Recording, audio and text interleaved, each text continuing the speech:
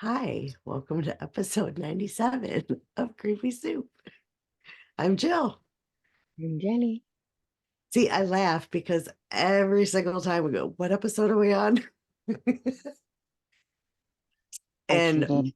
my app is being a dick, so I wasn't able to see. It told me I had to sign in, and then it told me I had the wrong password. So, That's always fun. how are you? Peachy. One of these days you're going to slip me up. I'm having I guess it was an okay week for me. I feel bad about yesterday. We were supposed to record yesterday. Um, Today, by the way, for anyone who celebrates, happy 420. Oh yeah. So, actually, I have, and it's so weird because I had a dream. I had a dream about a friend of mine last night, just like an in passing. And then when I woke up, I realized today's her birthday because we always made the joke about her birthday being on 420. Okay. So I have to get with her and wish her happy birthday. Nice. Uh, yeah. Well, So, happy birthday, friend.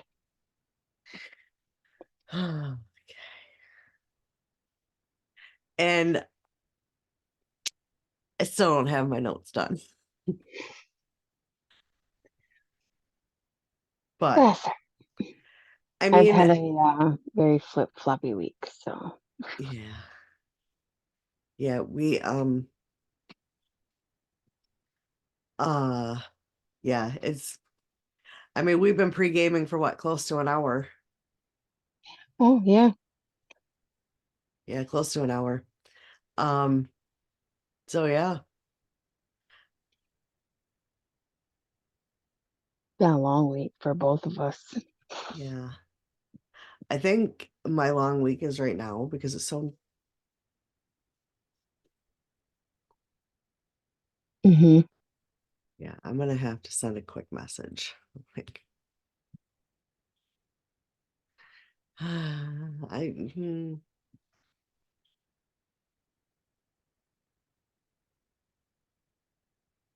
mm, So anyway, for those of you who don't know, we're in Mercury retrograde. It has kicked my ass once again with electrical and banking issues for what was it, 2, 3 days? So yeah, if you're having those troubles, it could be why.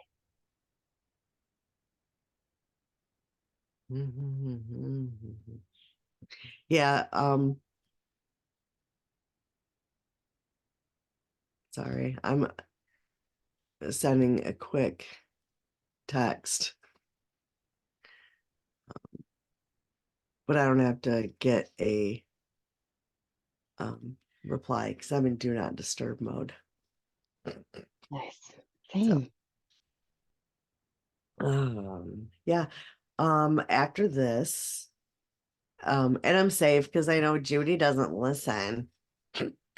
Um, I have been seeing like on TikTok that Dollar Tree has like a really nice array of Mother's Day gifts. Oh, So I'm gonna take the kids there and let them pick out things they want to get, like each of them pick out like a little basket or something, and then pick out what they want to get and put in a basket for Judy. oh, Um, nice. like I said, she don't listen anyway. So I don't have time. And I will say my husband is not a podcast person, but like I've been telling him like when I like what I'm working on, and then he Hmm. wants me to tell him a little bit about it. I'm like, you know what? Just listen. We need that view. We need your view. We do.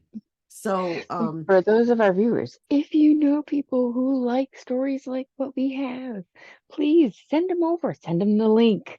yeah, send them. Also, um, comment, Yeah. comment anything. I know if you listen on Spotify, there is there is a thing, like if you're listening to a podcast, um, and you like if you click on it, like on the description, words are hard today. I'm only halfway through my first cup of coffee. Um, there's usually a Q&A.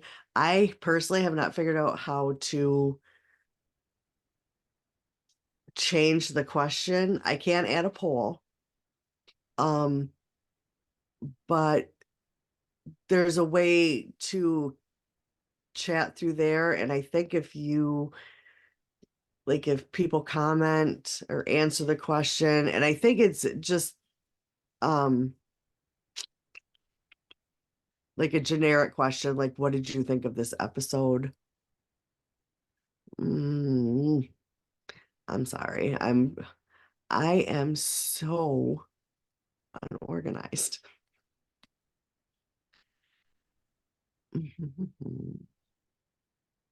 Okay, so if you click on one of our episodes, it just asks the generic question, what did you think about this episode?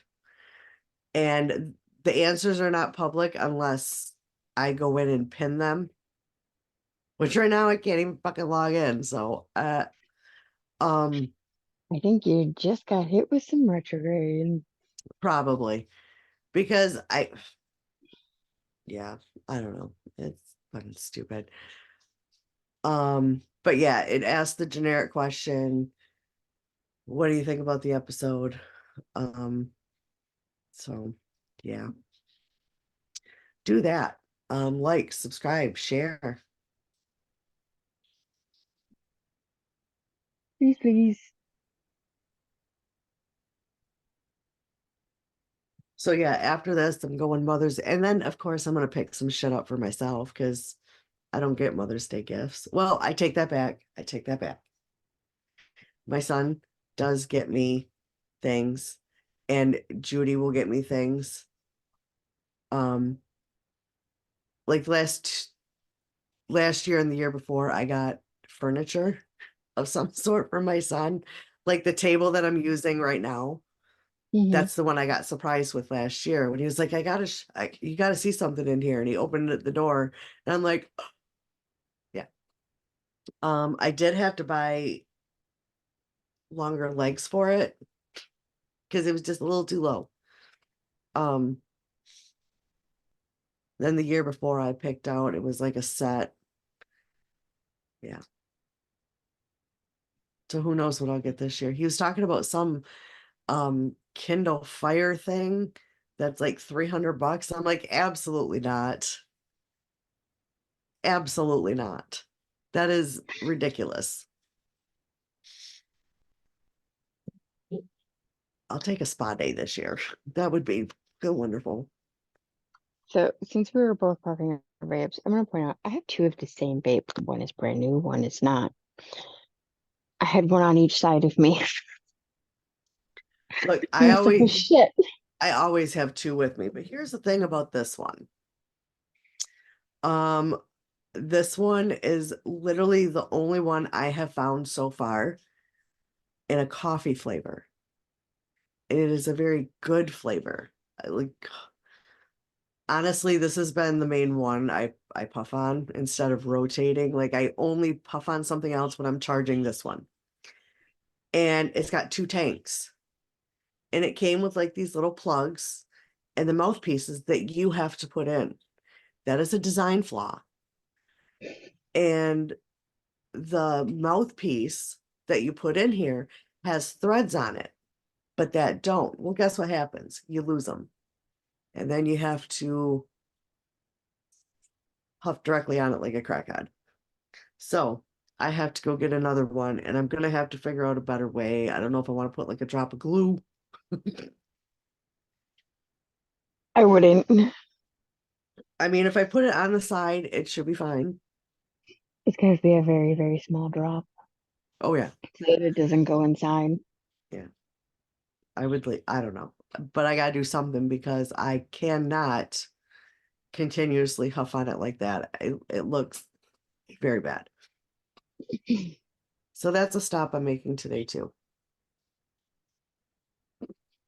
I did my shopping yesterday and I did find a couple of nice things. I found a toy for little man. Well, technically two. I found a plushie and it's a penguin. And he's like this. And he's Uh-huh. got blue bibs and the penguin himself is pink and he's got headphones on. I was like, yes, I love this. He loved it too. He's That's like, it's got adorable. headphones. And he's like holding it by the like little band, like a handle. Love that. It was cute. It was a great moment. And then I found a new tumbler. It's a big one and it's black. Ma'am, tumblers and t-shirts, they're a problem. Like I've got this one right here, and this one is only for water. This is my current favorite shirt. This was made from a guy at work. He started doing tumblers. Um, Rachel has a couple that are made by him, and then he like was running a sale on his group page, and saw this one. I'm like, I want that one. So $20. Not bad. Mine Um, was four. yeah,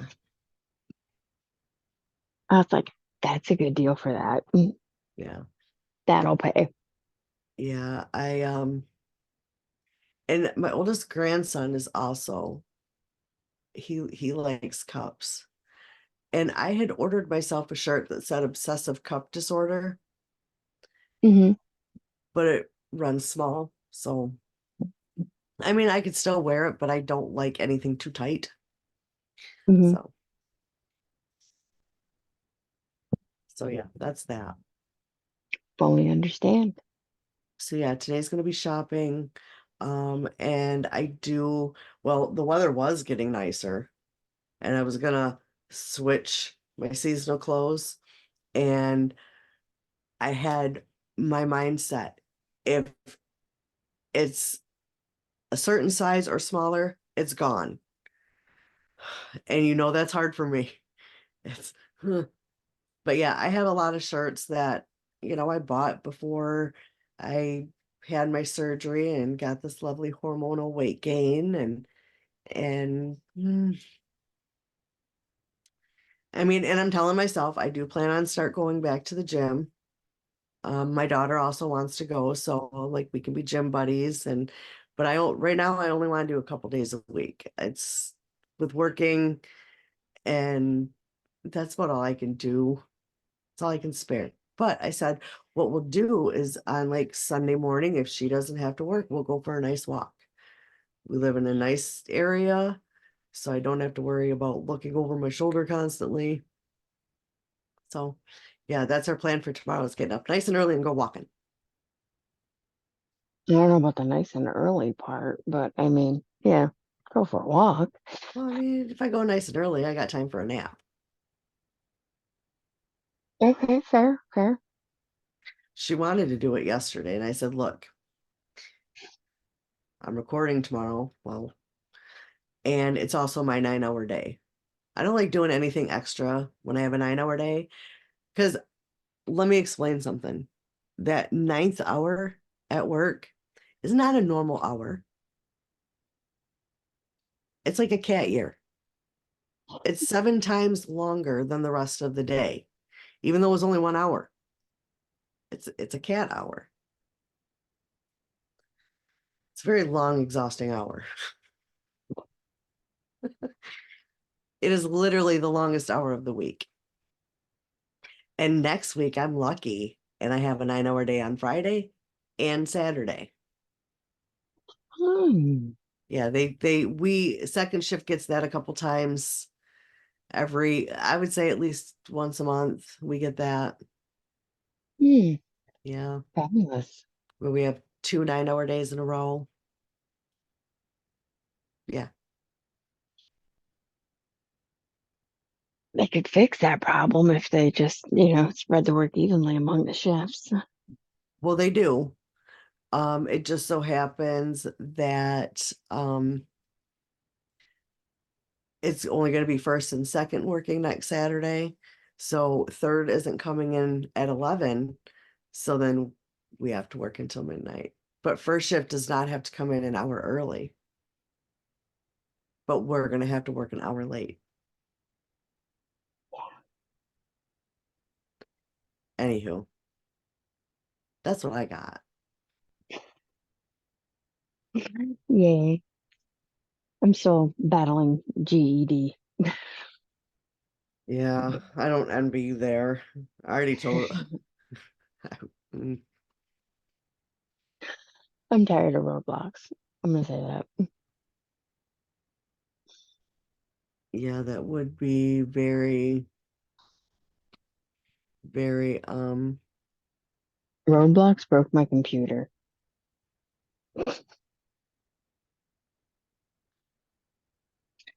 yeah, yeah.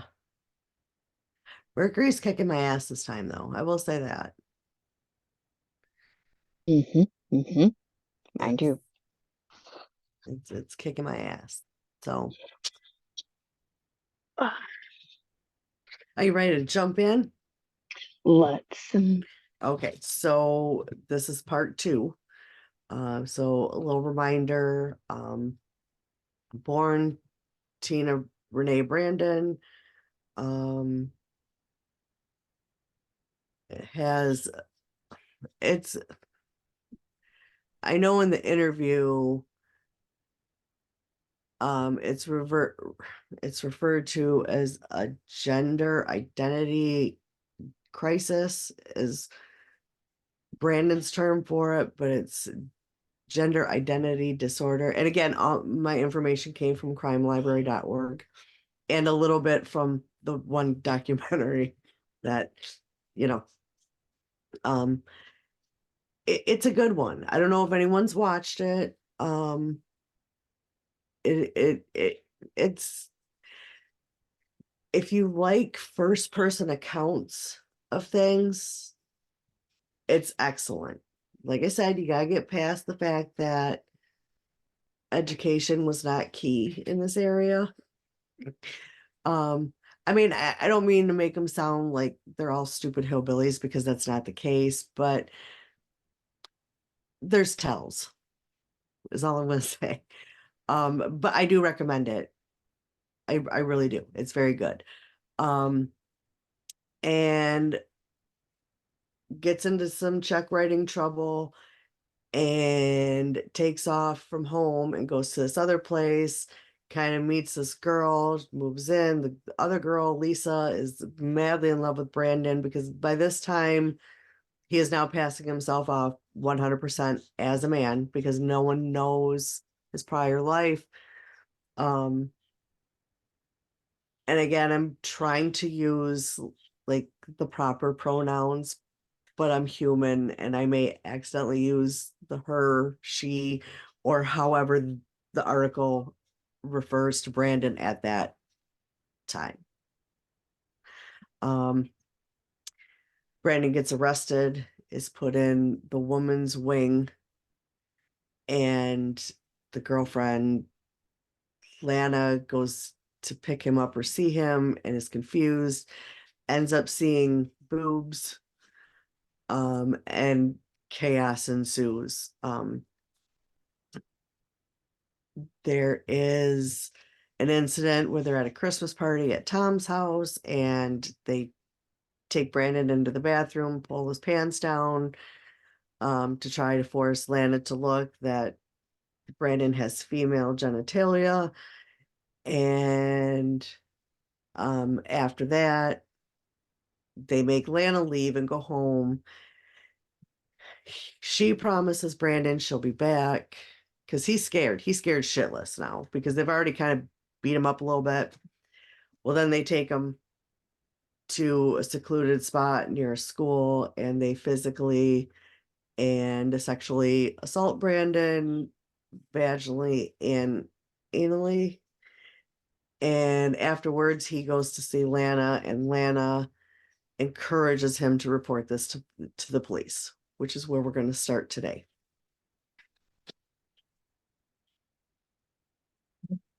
And I'm going to say trigger warning for the absolute piece of shit that the sheriff is. So if you remember from part one, there is when they go into the murder scene, the sheriff comes in and recognizes Brandon as Teena Brandon, who had filed the complaint against Tom Nissen and John Lauder for the kidnapping, physical, and sexual assault. He is the lovely person that interviews her, him, her, sorry, told you, um, after the assault that Lana encourages Brandon to make.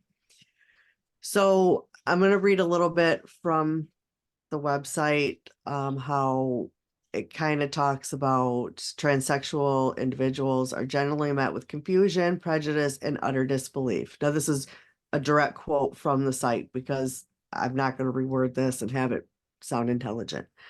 Also known as gender dysphoria, the Psychiatric Bible DSM-IV lists persistent transsexual as a gender identity transsexuality as a gender identity disorder. In general, it's a state of conflict between one's gender orientation and one's physical self. In other words, sex-related brain structures associated with the gender are the opposite of the physical sex organs.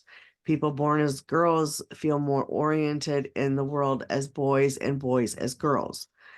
They can feel miserably trapped and resentful. One's sense of gender is part of one's identity, and it's disconcerting to be expected to act a certain way when that's not how things feel. So now, mind you, this is in 1993 when, I mean, it's not accepted by everybody, but it is more accepted and more understood, I think, now versus Yeah. 30 years ago. Huge difference. Yeah. So, hmm, um, and this sheriff is definitely in the camp that confused about it. So, of course, one of the first thing that happens is they do a rape kit on Brandon, and so they can collect the evidence, all that good, happy stuff. And you would think for somebody whose biggest fear was to be sexually touched by a man, raped, that that would be the worst thing that happens after. No, no. So the sheriff is Sheriff Charles B. Locks. And of course, again, this isn't more accepted. It was more uncommon, I think, back then, or at least people to be open about it. Mm-hmm. So he is one of the confused people.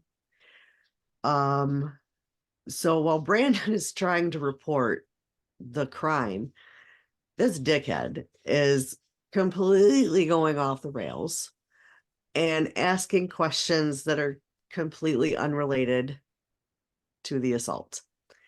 Things like, why do you make girls think you're a guy? Do you kiss them? Uh,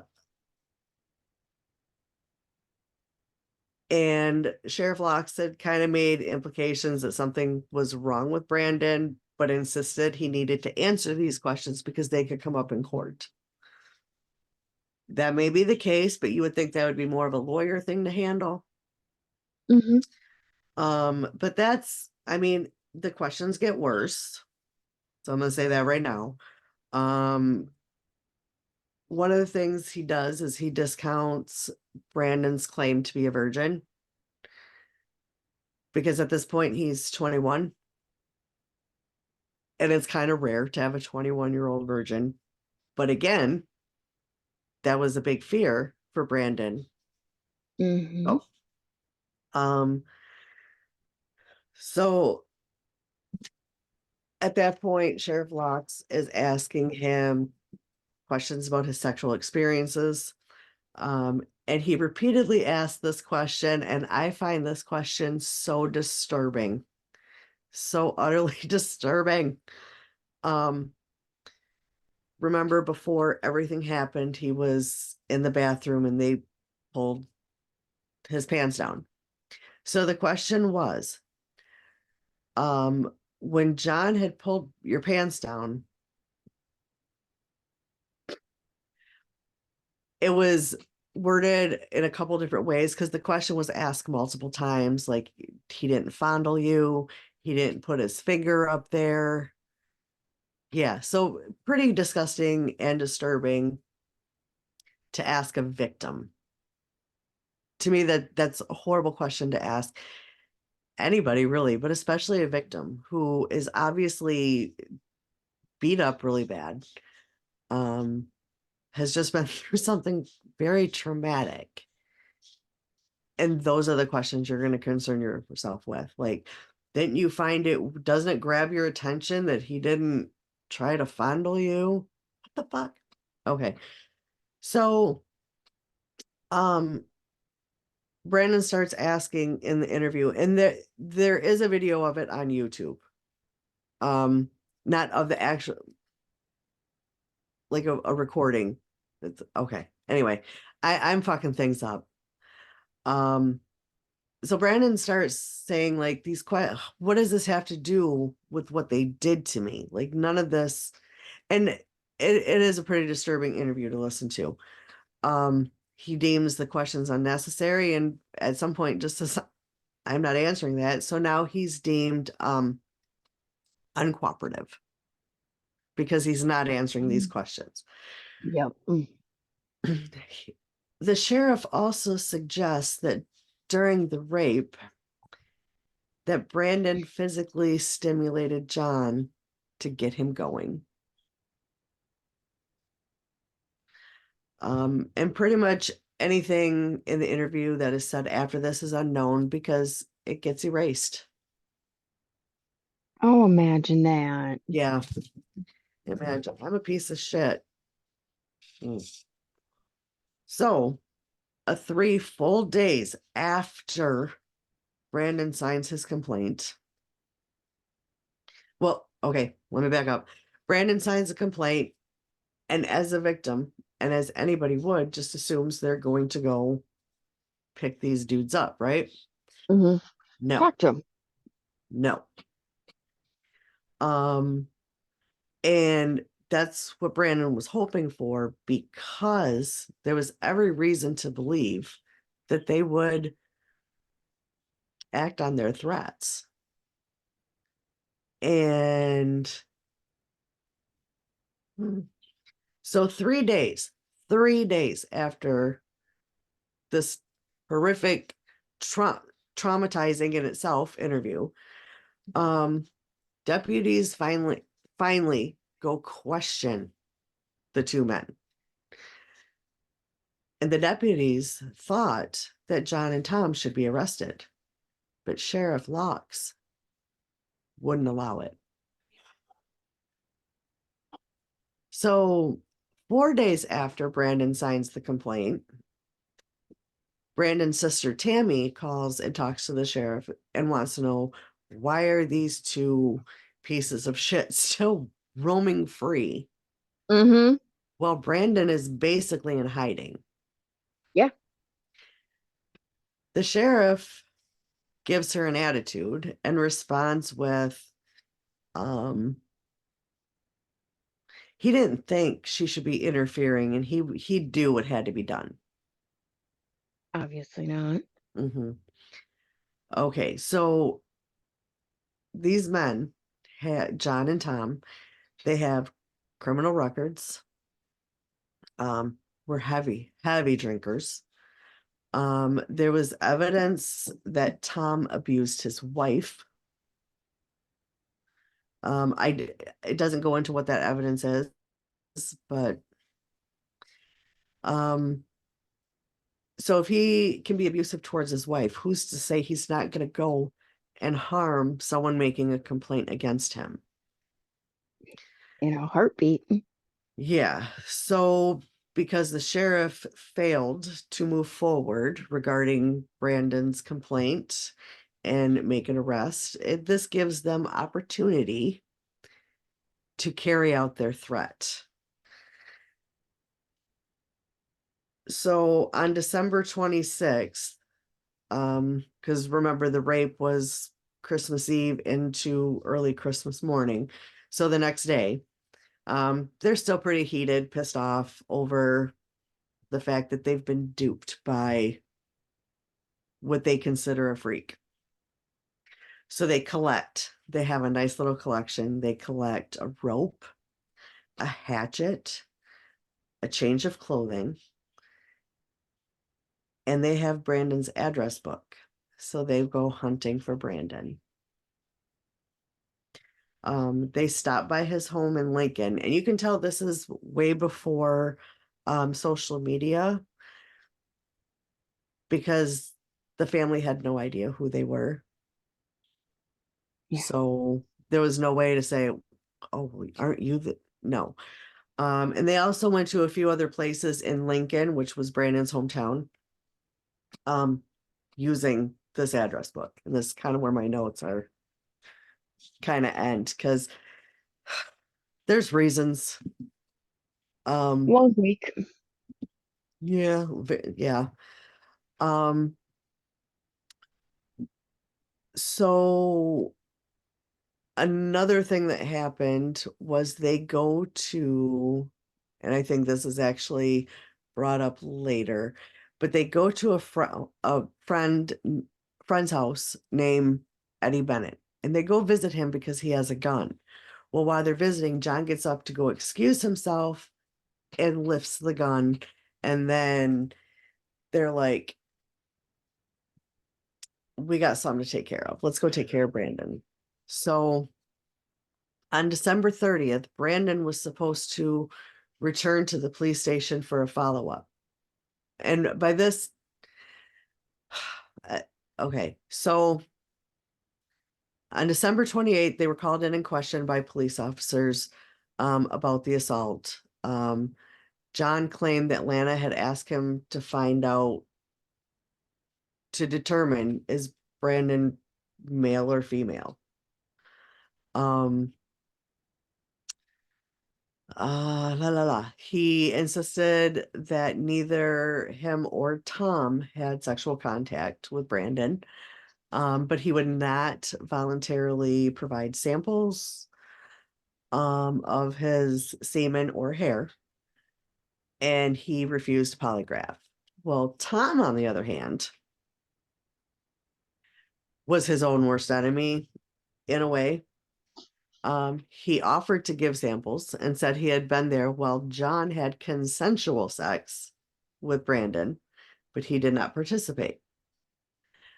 Um, and he tells John this. Now, mind you, John also, it was very common knowledge that not Joe, John had a low IQ. I was trying to put those words together. He had a low IQ. So it'd be very easy to tell him, hey, I told them that it was you, not me, just to throw them off. He knew what he was doing. Hmm. Um, John was troubled by this, but like kind of unable to come to the conclusion of what this douchebag was really doing. So on December 30th, Brandon is supposed to go back to do a follow-up interview, which I would not have wanted to do. He shows up, but sees Tom there. So Brandon dips. He's like, fuck that. Don't blame. Yeah. So on after leaving the police station, Tom and John drive to Tom's mother's house, and she lived in Rullo, Rullo, Nebraska. That's what I'm going with. To see to He wanted to give his mom power of attorney for his youngest child, but doesn't give an explanation of why. And then they go to the local bar and they drink all day and then drive back to Falls City. And it's during this time they decide they need better weapons. So they go get the glove, and this is when they go get the gun from Eddie Bennett. So they go to Lana's house that night. Lana was the girlfriend. Um, and they go there to kill Brandon, but figure if they're all there and they're witnesses, they got to go too. It's just had to be done. Um, so they kind of obviously Brandon's not there. They strike out, but Lana's mother, Linda Gutierrez, I can't remember how it's different than what I've heard it, the way she says it. Um, she lets them know where Brandon is staying, which is at the home of Lisa Lambert. Um, Lana later reports that John said he felt like killing someone and told her that she was next. And then before he leaves, he says, I'm sorry. I hope you, this is a direct quote. I'm sorry. I hope you all don't hate me. But they had no clue what the fuck he was talking about. Like Right. and also no one bothers to call to let anybody at Lisa's house know they're on their way there. Right. Hey, they were just here looking for you. They're on their way. Yeah, which I think is really shitty. So now they're in the car. They know where Brandon's at. They're going. And there are some reports that Lana was also in the car. She denies it, but there are a few people that say, yes, she was there. Um, so when they get there, lights are out. It looks like no one's home. So John kicks open the door, and he goes into the dark bedroom where he finds Lisa and she's in bed. And real close to her in the crib was her 8-month-old son, Tanner. Um, John demands that she tell him where Brandon is at. She refuses to answer. They start looking around and they discover Brandon under a blanket on the floor at the foot of Lisa's bed. So Tom grabs Brandon, pulls him up. Everyone starts to yell, which wakes up the baby. Of course. Um, Tom turned towards the baby, and when he looked back, this is Tom's account that Brandon was lying on the bed clutching his stomach, although Tom says he does not hear any gunshot. He saw Brandon twitching, so he asks for John's knife and then stabs Brandon in the stomach. Lisa, again, this is according to them because there's no living witnesses other than them, that Lisa screams, "Why are you doing this?" Tom goes to pick up the baby. He handed the baby to Lisa. She sets the child aside on the bed, and he claims that's when John shot her in the stomach. She jumps up and screamed. Tom picked up the child, returning the baby to the crib, asked Lisa if anyone else was in the house, and at that point, she's like, yes. Um, And that's where Philip Divine is. He's out in the living room. They kind of drag him in. Now, remember, he's an amputee. Um, and he's only there because he was Lana's sister's boyfriend, and him and the sister got into an argument. So he went and stayed at Lisa's. Apparently, Lisa was like the halfway house for people who just weren't having a good time. Right. Um, so according to them, Philip insists, like, hey, I ain't saying shit if you leave me alone. Just leave me alone. I'll get the hell out of here too. Just of course they don't. He gets shot twice. Um, well, they instruct him to go sit on the couch. They shoot John. According to Tom, John shot him twice. Then they go back into Lisa's room and fire a few more rounds, and then they leave. So at that point, they they leave and they toss the gloves and the weapons into the river, or so they thought, and they go back to Falls City. Um, they were arrested that afternoon, fucking finally, but that guy dragging his feet, three people lost their lives. So Yeah. Did he lose his job? I hope he lost his no, job. no, but he was not reelected. But he ended up becoming the county commissioner or something. I will say he died in 2019 or 2020, maybe. It's been in the last 5, 6 years that he passed away. And if you go, you know how you can go into, like, people will sign a guest book online. Someone said something about there was only one though, which really surprised me that there wasn't more people that commented about because of him, three people lost their life kind of thing. Hmm. Which, I mean, for the family's sake, I'm glad there was only the one, but it was there. Um, so the police went to the river, and lying on top of the ice, because the river was frozen, Durr. they find Remember. the gloves, and inside the glove was the gun and the knife. And the sheath of the knife had the name Lauder printed on it.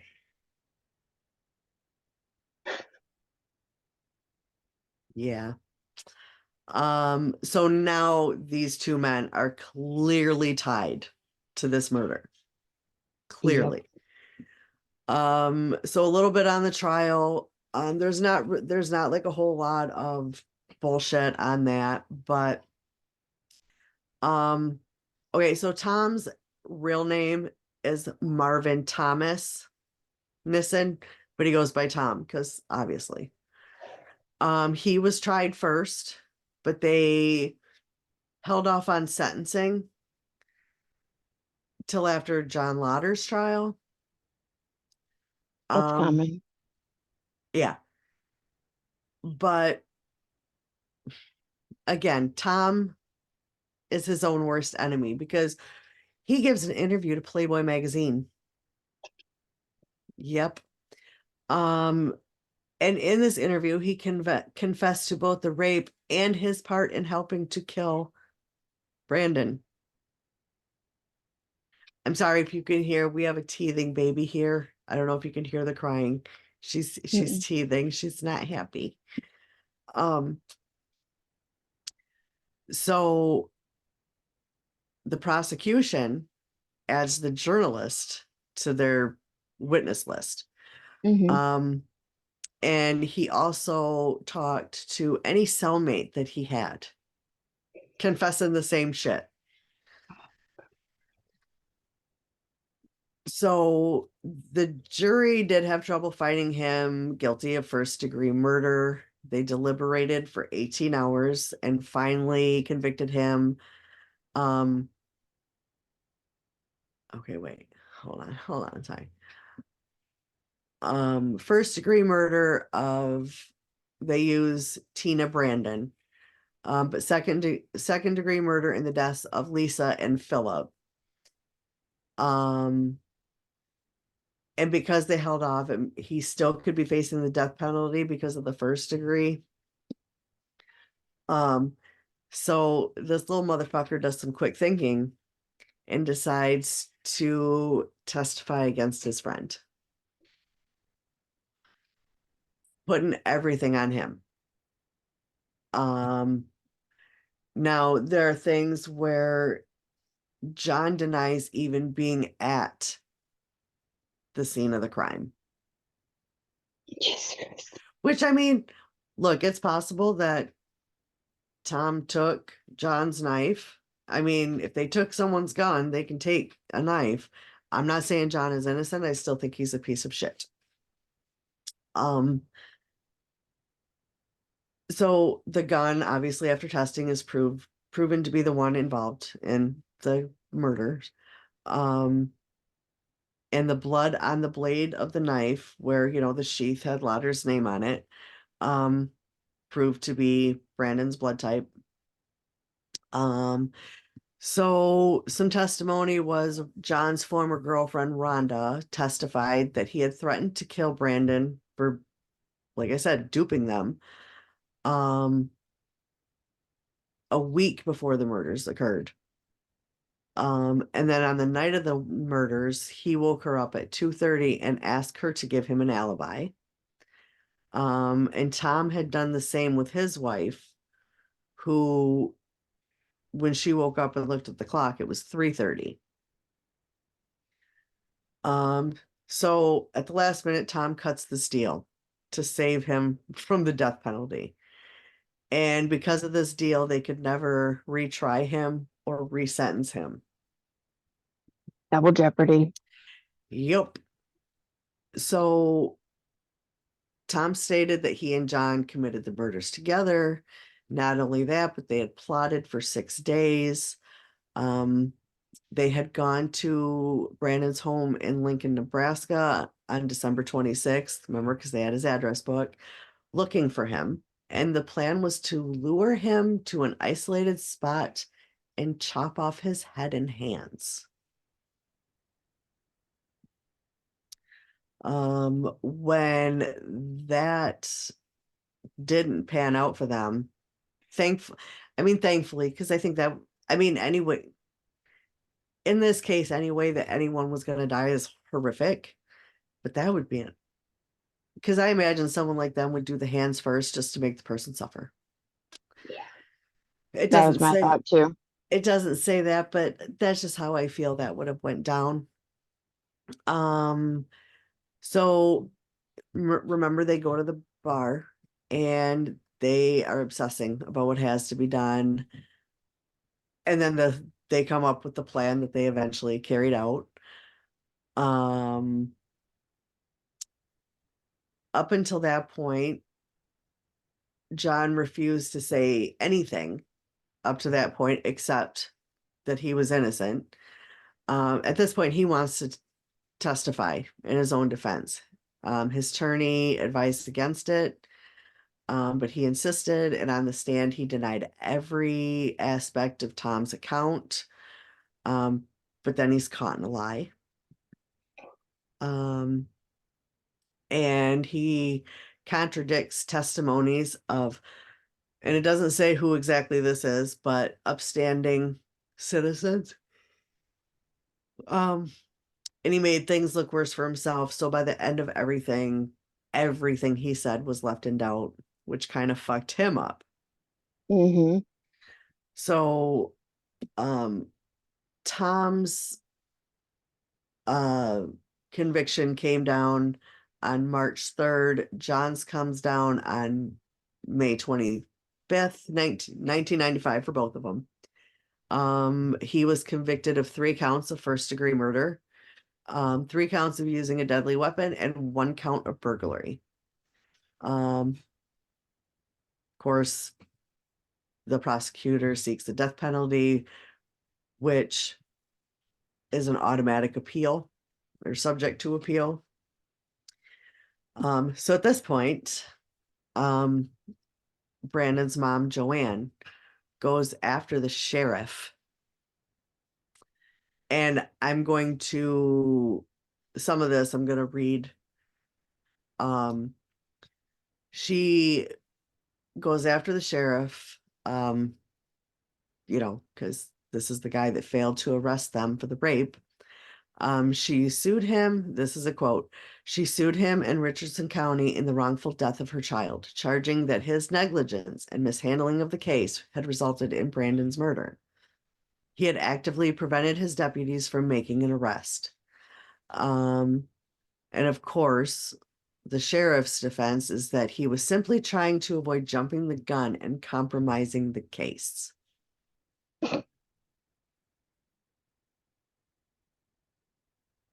Okay, but you have a rape kit. You have deputies that think these assholes should be arrested. You are the one that stopped it, but whatever. So a lower And court, wasn't the one willing to do DNA what? at that time? At that time, wasn't the one willing to do DNA? Tom, Or was yes, that he after? he provided samples after when they went in for questioning before the murders. Okay. So yeah, Um, at this point, there's still time to arrest them, and yeah.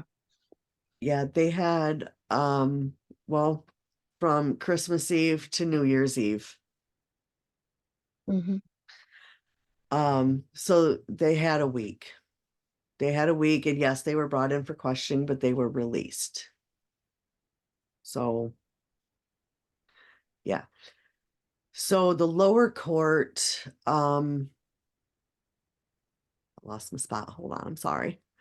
The lower court dismissed the suit, but Nebraska Supreme Court reinstated it.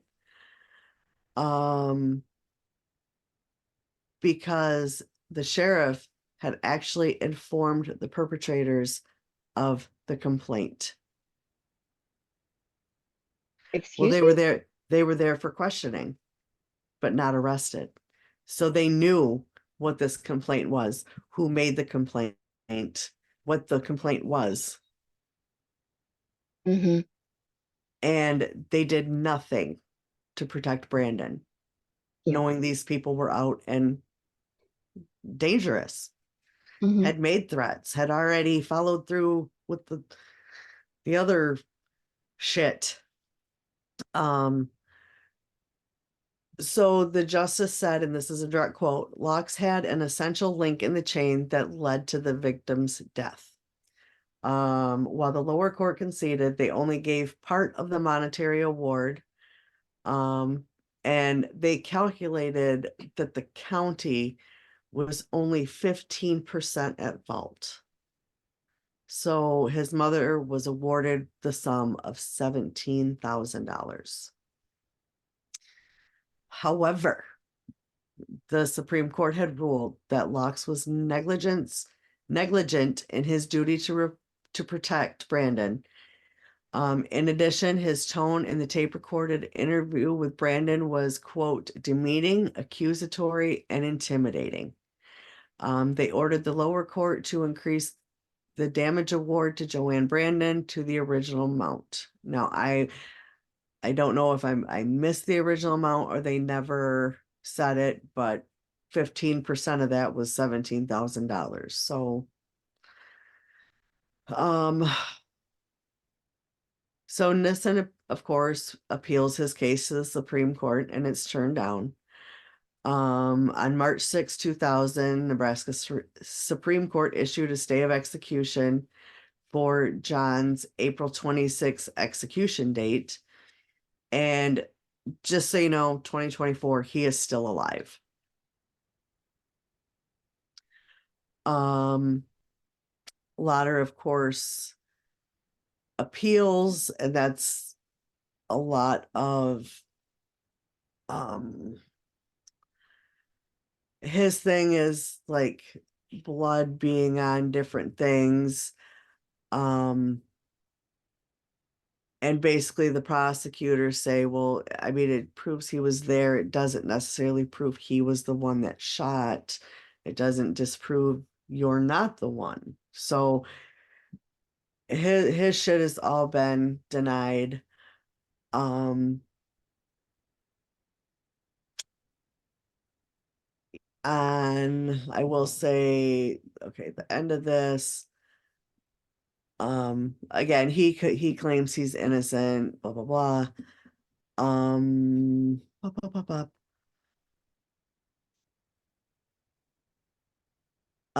Lauder does recognize, John does recognize that with Tom's change of story, there's little chance he's going to win an appeal. But in 2003, he tried again, and um, well, he's still alive. But apparently, at some point after all this, Tom, um, he claims now that he shot and stabbed Brandon, and he claims to have shot and killed Lisa and Philip. But again, he cannot be retried and he cannot be resentenced. I mean, he's never getting out, but Even still, that's so messed up considering he has admitted to it. That should change for John. mhm, yep. Now, again, um, hold on. I, I had it in here.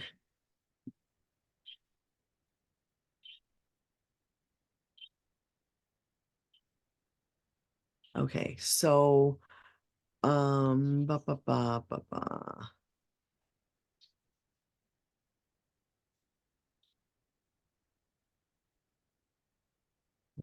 Sorry, I'm trying to find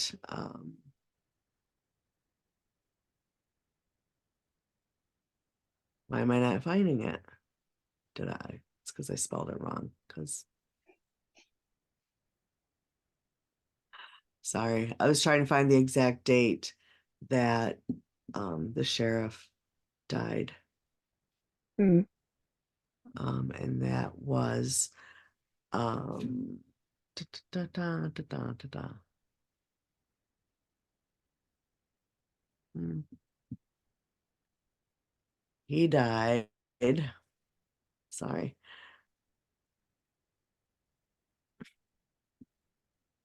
Oh my God, what the fuck?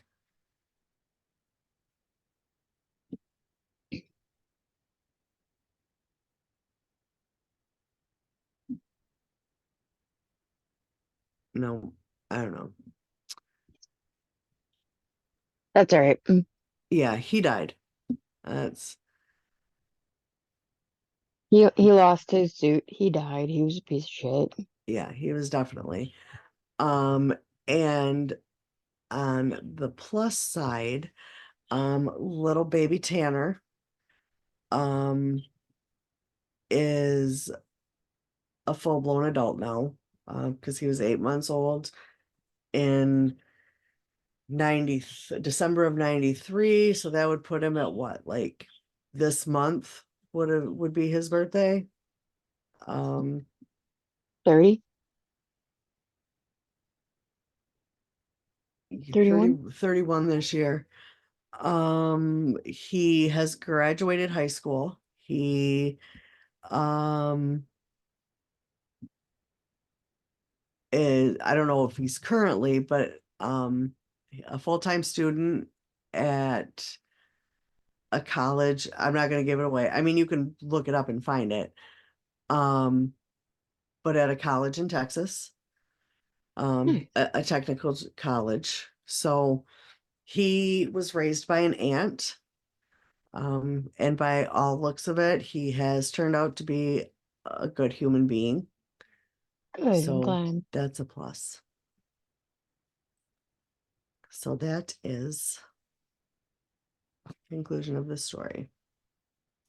That was a wild ride. Yeah. And I feel, I mean, I don't know why, um, like in the movie, why Philip was left out and why Lisa's name was changed. That Yeah, doesn't, that's weird. yeah. I do know. that one of the favorite pastimes of people in the town of Falls City was karaoke. Mm, okay. Because in the movie Boys Don't Cry, it shows them doing karaoke, and at the like it shows the characters, the actors doing karaoke, but at the end of the movie during the credits, it shows the real people doing karaoke. Ah, And okay. and then also in the documentary that I watched, it also shows them doing karaoke. Okay. So, I mean, I don't know. I don't think any of them ever made I mean, it wasn't horrible. I've heard way worse karaoke than them, but I mean, I've never seen them on American Idol. That's all I'm gonna say. Fair. But yeah, I mean, it's a sad story. And I mean, none of them deserve to die, but, and I feel that because of like Brandon's whole gender identity thing, it kind of overshadows the other two victims. Mm-hmm. Because even when you Google the other people's name, Lisa and Philip's name, the first thing that pops up is shit about Brandon. Yeah. So it is kind of sad, like that they're overshadowed because really no one had beef with them except that they were there. Yeah. And again, I'm definitely not saying Brandon deserved to die. I think it's horrific. And I really think if he had lived, like he would be living his best life right now Oh, yeah. with, the way things are now. He would just, but yeah, so I do feel bad that they're overshadowed a lot and overlooked. Um, but again, I'm glad that her son grew up to be, I'm glad he was able to grow up and they didn't kill him. Yeah. Yeah. They easily could have. And to be honest, it kind of seems like John is maybe the one who kind of kept the baby out of it.